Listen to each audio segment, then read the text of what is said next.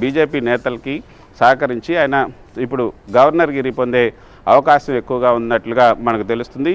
మొన్న ఏదైతే కాకినాడ సెజ్కు సంబంధించి ఆ తర్వాత సీపోర్టుకు సంబంధించి వీటికి సంబంధించినటువంటి వ్యవహారాల్లో కూడా ఈడీ ఆయన్ను ఎంక్వైరీ చేసింది. కేవీ రావుకు సంబంధించినటువంటి ఆ యొక్క షేర్లన్నింటినీ కూడా వాళ్ళు మార్చుకొని తర్వాత మళ్ళీ ఓవరాల్ గా చూస్తే కృష్ణ ఈ కేసు భవిష్యత్తు రాజకీయాల్లో భవిష్యత్తు కనపడకపోవడం, ఏ పార్టీలో కూడా ఎంట్రీ లేకపోవడం, కేసులు వెన్నాడుతున్న కేసుల భయం, వీటన్నింటిని దృష్టిలో పెట్టుకునే సరే ఇప్పటిదాకా ఎలా జరిగినా ఇక మీద ఎలాంటి శత్రువులు ప్రత్యర్థులు లేకుండా బతకడం కోసమే ఈ నిర్ణయం తీసుకున్నారు అనుకోవచ్చా ఫైనల్గా? ఖచ్చితంగా అదే చేయొచ్చు. అంటే ఇంకా రాజ్యసభ సభ్యత్వం ఇంకా 4 ఏళ్ళు ఉన్నప్పటికీ కూడా రాబోయే రోజుల్లో జగన్మోహన్ రెడ్డికి అక్కడ భవిష్యత్తు కనిపించట్లేదు. తర్వాత అక్కడ ఉన్నటువంటి ఏదైతే రాజకీయంగా ఇంకా ఎక్కువ గడ్డుకాలం వచ్చే పరిస్థితి ఉంది. ఇదే పరిస్థితి కనుక కొనసాగితే ఖచ్చితంగా రాబోయే 4 ఏళ్లలో జగన్మోహన్ రెడ్డితో పాటు ఆయన కూడా జైలుకి వెళ్ళాలి. ఒకవేళ ఇప్పుడు రాజ్యసభ సభ్యత్వం రాజీనామా చేసి తర్వాత బీజేపీ నుంచి మళ్ళీ ఇదే ఏపీ నుంచో ఇంకెక్కడి నుంచో రాజ్యసభ తీసుకునే అవకాశం ఏమైనా ఉంటుందా? ఖచ్చితంగా ఆ అవకాశాలు అయితే చాలా ఉన్నాయి. ఇప్పుడు ఇంతకుముందు వైసీపీ నేతలు ఎవరైతే రాజీనామా చేశారో వాళ్ళంతా కూడా అదే విధంగా వచ్చిన వాళ్ళే.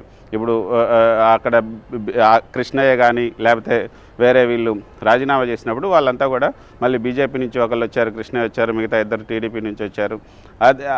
బేదా రవిచంద్ర, బేదా మస్తాన్ రావు, అదేవిధంగా సానా సతీష్ ఆయన స్థానంలో వచ్చారు. కాబట్టి ఆ విధంగా కూడా వచ్చే అవకాశం అయితే ఉంది.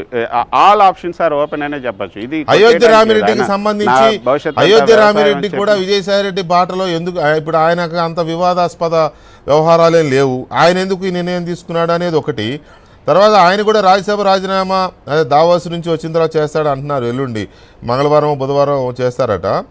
సో ఆయన కూడా రాజీనామా చేసిన తర్వాత టీడీపీ వైపు చూస్తున్నారు అనే ఒక ఇది వార్త వస్తోంది. ఖచ్చితంగా అయితే రాజీనామా అయోధ్య రామిరెడ్డికి సంబంధించి రాజీనామాకి సంబంధించి అయితే స్పష్టత అయితే ఇంకా రాలేదు. ఆయనకు సంబంధించిన ట్వీట్ కూడా ఏమి మనకు ట్వీట్ అయితే కనిపించట్లేదు. అయితే ఆయన ఎప్పుడు రాజీనామా చేస్తారు? వీళ్ళిద్దరు కలిసే ఉంటారు ఎప్పుడు కూడా. మొన్న కూడా 6 వైసీపీ ఎంపీలు రాజీనామా చేస్తారని వార్త వచ్చినప్పుడు కేవలం ముందు 3 రాజీనామా చేశారు. ఆ తర్వాత మరో 3 కూడా రాజీనామా చేయబోతున్నారని వార్త వచ్చాయి. ఒకవేళ చేస్తే మాత్రం వీళ్ళిద్దరూ కూడా రాజీనామా చేసే అవకాశం ఉంది. మేడా మరో ఎంపీ ఎవరైతే ఉన్నారో మేడా ఆయన కూడా రాజీనామా చేసే అవకాశం ఉన్నట్లుగా కూడా తెలుస్తుంది. కాబట్టి మొత్తంగా 0 అయ్యే అవకాశం ఉంది వైఎస్ఆర్సీపీకి సంబంధించి. వీళ్ళిద్దరూ కూడా కలిసే రాజీనామా చేసే అవకాశం ఉంది.